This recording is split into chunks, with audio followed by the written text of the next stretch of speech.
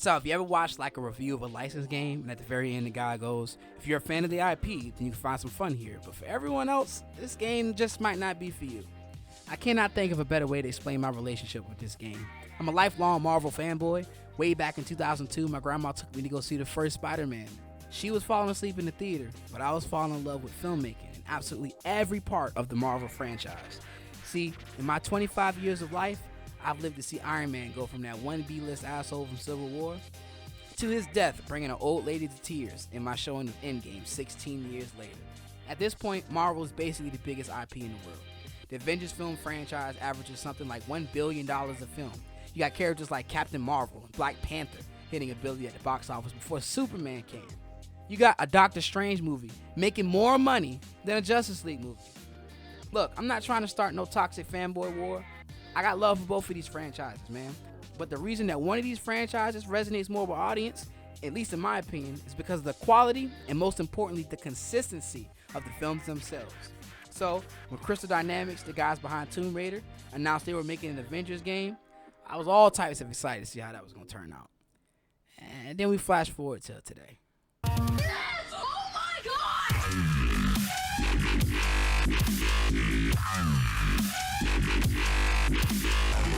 Yes! Oh my God! Now, there's a lot of reasons to hate this game. Glitches, repetitive mental structure, glitches. Lack of in-game content, more glitches. You got a serious lack of diversity in environments, which hits really hard considering that it's 80 years of source material to draw from. And then you got even more glitches. That being said, there's a lot here that I find to be extremely engrossing. The campaign was solid, with some of the character work to be of high quality in my book. I find the combat to be extremely fun, and it requires actual precision and tactical thought to defeat some of the more powerful enemies. The character progression is actually pretty deep.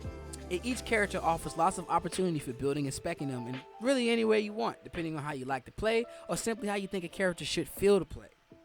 The problem here is that great combat only acts as a great foundation for a great game, but this project is furnished with unrewarding gameplay across the board.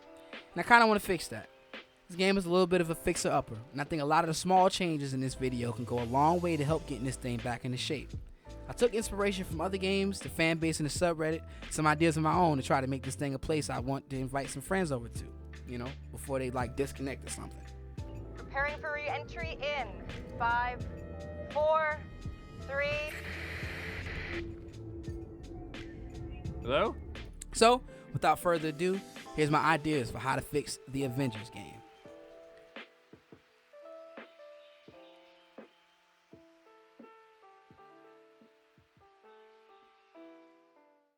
Alright, so first and foremost, this is a multiplayer game. The point of the experience is to allow you to virtually come together with your friends and pick whichever Avenger you like and go out on adventures, much like you did around the neighborhood when you was a kid. This isn't the first game to give this experience. Any self-respecting Marvel fan of my generation will tell you, way back in the day, we had a game called Marvel Ultimate Alliance. In that game, we got a large cast of Marvel characters from all over the lore. One of my favorite parts is that the game will reward your knowledge for team lineups by giving bonuses for playing with teams of, for example, all X-Men, Fantastic Four, and so on and so forth.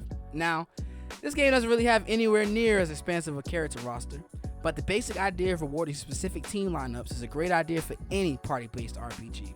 The way I think this game can bring more player choice and reward into strike team lineups is by giving each character passive abilities that affect all members of the current strike team.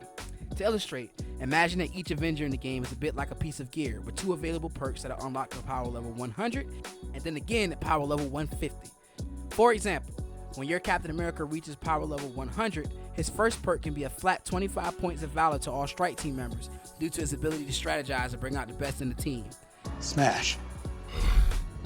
His secondary buff at 150 can give a 10% bonus to the charge speed of support heroics to affect his leadership capabilities.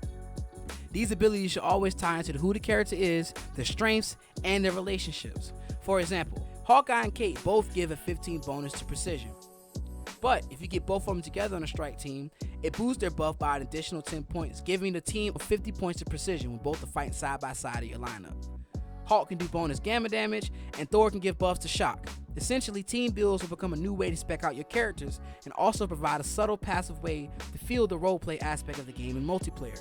This will also incentivize players to level up multiple characters, and it rewards those who already have a few characters at higher ranks.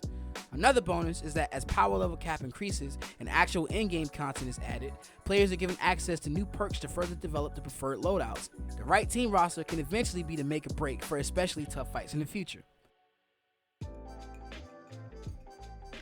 Another big problem with this game is how generally unrewarding missions are. Players are given access to multiple repetitive missions that, when completed, offer only a chance to get one piece of high quality gear. Now, I'm fully aware what type of game this is, man. The grind is the point in this genre. You can't just throw out great gear for anything. But that doesn't mean things can't be done to alleviate the disappointment that comes from a pointless hive run. Look at this shit. Fuck! So, to help with this, we need a slight overhaul to the mission reward system. Currently, the game has 4 difficulty options for tackling missions, from Challenge 1 all the way up to Challenge 4. Playing any mission at Challenge 1 should provide players with similar rewards to what we have now, with the addition of one upgrade module at the end. But, starting from Challenge 2 and up, missions will start to reward XP bonuses and additional upgrade modules upon completion, depending on the difficulty level and player performance. For example, enemies on Challenge 2 reward a slight XP bonus on kill, and its effect scales up as the missions get higher in difficulty. Missions at Challenge 2 reward 3 upgrade modules. Challenge 3 will give out 5, and Challenge 4 will give the player 10 as a reward for their time. Completing missions with a 75% rating, where your characters pass 130, will give you an additional 3 upgrade modules. And doing so at 100 will reward the player with 5 extra modules. High-level missions like Last Avenger Standing and Mega Highs will still give out their large sum of modules, but with these bonus ones thrown in as well. This change can help make Mega Highs a lot more rewarding as the player is working their way through it, while also rewarding quality builds and quality play. Vaults are a great way for players to grind up some quality gear and spend their DNA keys that they unlocked in villain sectors. The trade-off is that they can only be completed once and are taken off the war table until the player finds another vault. Problem is, the only way to get vaults is to go to one of 3 missions, go to the exact same location to access the exact same chest, which then unlocks the mission. Rinse and repeat. This is a very repetitive process in a game with already repetitive systems involving visiting the same locations over and over again. In order to take away some of this repetition, they should also have a chance to spawn in the puzzle room chests in hives and elite hives. In addition to this, the elite shield vaults are earned by players after they complete the last Avenger Standing and the 4th mission in the Mega Hive chain, which should further help Mega Hives feel more rewarding as you chase down a small chance of getting an exotic you actually need. This process should help make it easier for players to level up the power level of all of their heroes in order to take advantage of the new passive abilities. Another part of the game with more potential than utility is the challenge cards. Each character is given daily tasks and challenges to complete in exchange for points that will progress them down a battle pass of sorts. All of the characters in the game have access to this for free, while DLC characters have these on offer in the marketplace. These are enjoyable enough and are a staple of games as a service games. They reward daily play and help motivate players to switch up tactics or play different game modes to take advantage of skins, resources, and credits the challenge card may reward. That is, until you complete it. This game doesn't allow players to switch freely between characters on the mission, meaning the only one you can progress the challenge card with and upgrade is the one you're currently playing as. The problem is that players who main a character and are progressing champion ranks are not able to access the extra resources and goodies for completing their daily assignments because they probably already maxed out the challenge card. The way it should work is that the challenge card has a repeating block of about 50 levels that continues infinitely. Every 10 ranks, players are given a bundle of resources. Well, at 10, players are given a bunch of upgrade resources. At 20, players can get upgrade modules. 30, players can maybe get 10,000 XP. And at 40, players maybe get a smaller batch of all 3. At level 50, players can be given access to the XP booster consumable, and they get access to a new mission. Now, I know I said I was going to stay away from ideas that involve anything big, but I think there's a way to do this very cheaply. In the campaign, there are quite a few locations that are not featured anywhere else, and going back to play these is a breath of fresh air when you're used to running around the same mission areas over and over again. My idea is for these areas to be repurposed into a new type of vault that rewards 2 pieces of exotic gear called aim vaults. Unlike shield vaults, which take place in the same environments with the same basic setup, aim vaults are in locations like the moon satellite, the underworld base, and etc. and so on. These missions are short and to the point. They kind of start like drop zones, with the Avengers spawning into the actual mission area or a hallway maybe not too far away. Players fight a bundle of shielded enemies and then are led into a large area where watchdogs or aimbots are guarding, depending on the location of course. Players will have to do the typical activating of numbered terminals like shield vaults, but with the added difficulty of an abomination clone trying to stop the player from completing the mission.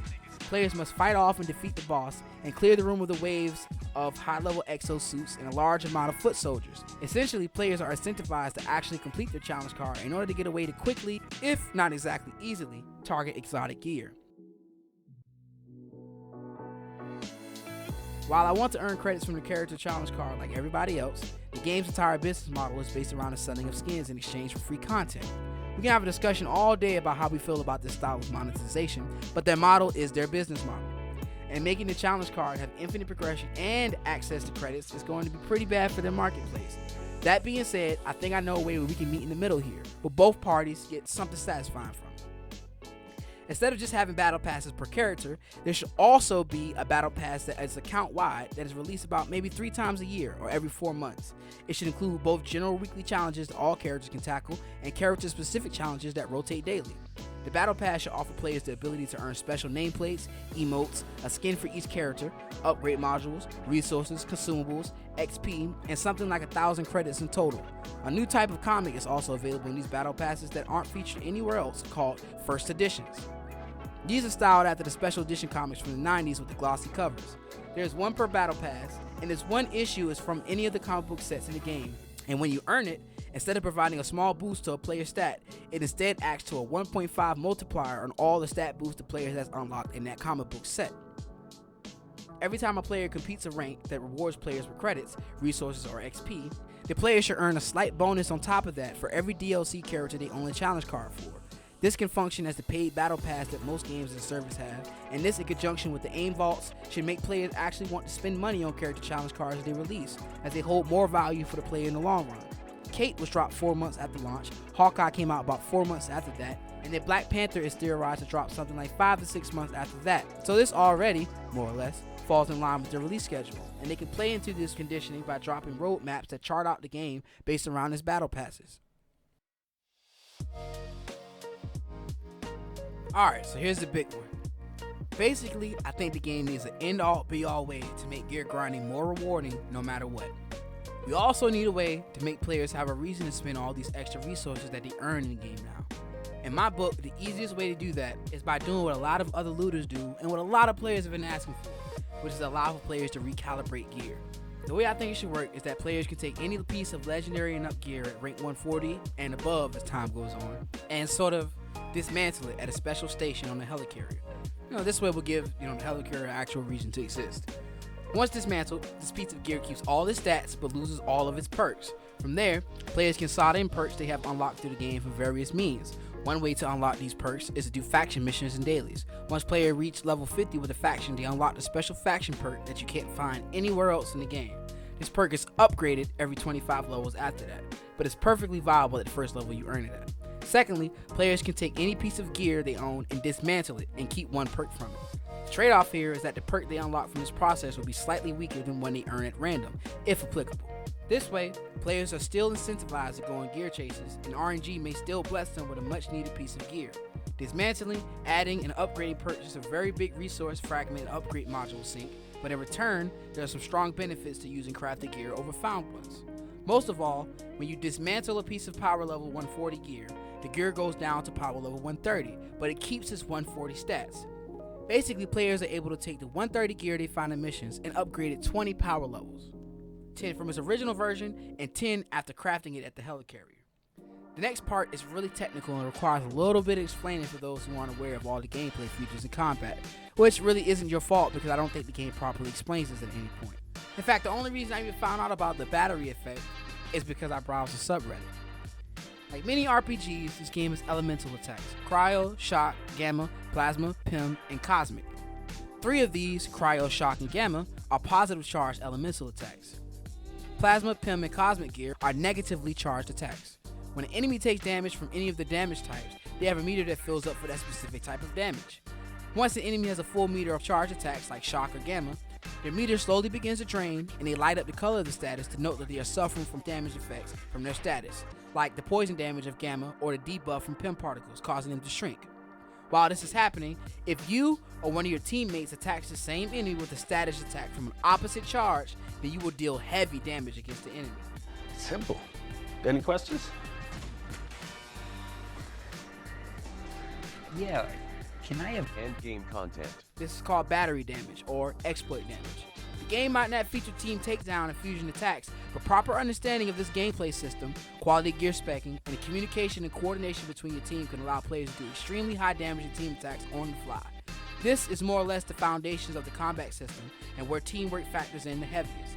The problem is, for immersion's sake, a few players have been vocal about the fact that they don't want to have the Captain America to throw a gamma-powered shield, or for the Hulk to have pin particles running down his fist, but they also want to do high damage on enemies. My idea is that a full stun meter, which allows a player to activate a takedown, should be treated like an elemental effect as well. Any enemy who is stunned should have their status meter drained much slower from any of these positive or negative charge attacks. In addition, there should be a damage boost to critical attacks and battery damage.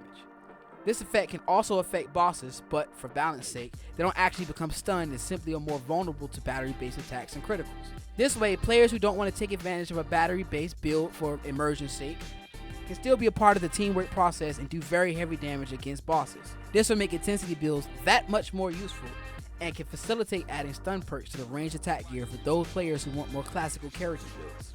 As an incentive for players to switch gear and use different characters for their passive abilities, I think that enemies with elemental attacks should also have resistances to elemental attacks of that type.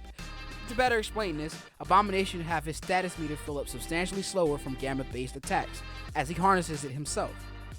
This is where strike team building for different missions will come into play, as players will have to think about who would be the best fit for the job, further incentivizing players to rank up multiple characters and interact with more of the reward and gameplay loop by design. Secondly, this will allow for intensity and stun builds to be of higher value for more stubborn players. For example, Cap can go in close, build Abomination stun meter, and allow his gamma meter to fill up like normal, basically allowing stun builds to be armor piercing builds to help set up big bads for team combos. In return, enemies that are armored against one charge have a weakness to oppositely charged attacks, and their status meter for these types of attacks will build slightly faster. Despite all of this, the actual battery damage once you have an enemy built up remains the same for balancing purposes. Properly upgrading your characters, wearing quality gear, and taking advantage of the champion rank can tip the scales more in your favor, eventually going as far as to mitigate the buffs elemental enemies have given, which gives devoted players more of a feeling of progression. Overall, these changes would make for a much deeper game that rewards player character builds and teamwork, which are the two most important gameplay draws to this game. Okay, so first and foremost, I want to thank you for taking time out of your day to listen to my pitch. Tired of the combat system being the only reason I play this thing. We haven't had a AAA Avengers game in quite a while, and it's nice to have a game that I can come to when I need my fix. That being said, this game has so much untapped potential that it irks me. While these ideas can help to make the player feel that their time is better respected, what we really need is new content that will test the limits of our builds and really make us feel like Earth's mightiest heroes. In part 2, I'll lay out some ideas that I have that are much larger in scope, but should motivate players to return to this thing for something that isn't just a new skin. Hopefully you enjoyed this video, and if you did, give it a like and subscribe and blah blah blah, you know the deal. In the comments, tell me one idea that you have that you would love to see in this game, and I'll give you a shout out in the next one. Either way, till next time.